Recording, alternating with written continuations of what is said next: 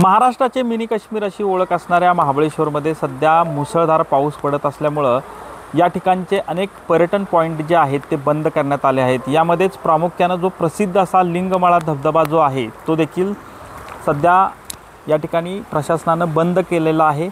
एकूणच पाहू शकता की या ठिकाणी हा जो धबधबा आहे तो पाहण्यासाठी पर्यटनासाठी दरवर्षी पाऊस मोठ्या प्रमाणात सुरू झाला की बंद केला जातो।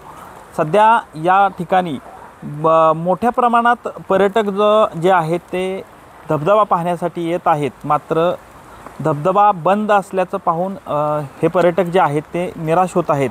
खरं तर याबरोबरच महाबळेश्वरमध्ये जवळपास आर्थर सीटच्या जवळ असणारे जवळपास 12 पॉईंट जे आहेत ते देखील पावसामुळे मुसळधार पावसामुळे बंद करण्यात आलेले आहेत। या सध्या मागील 24 तासात 155 मिलीमीटर पावसाची नोंद जी आहे ती महाबळेश्वरमध्ये झालेली आहे आणि सध्या या ठिकाणी या पर्यटनावर परिणाम होताना एकूणच पाहायला मिळत आहे। कॅमेरामन तुषार जाधवसह संतोष नलावडे, TV9 मराठी, महाबळेश्वर, सातारा।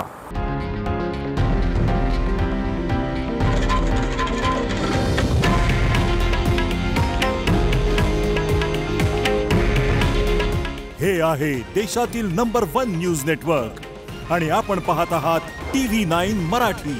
काळजी तुमची, हित महाराष्ट्राचं।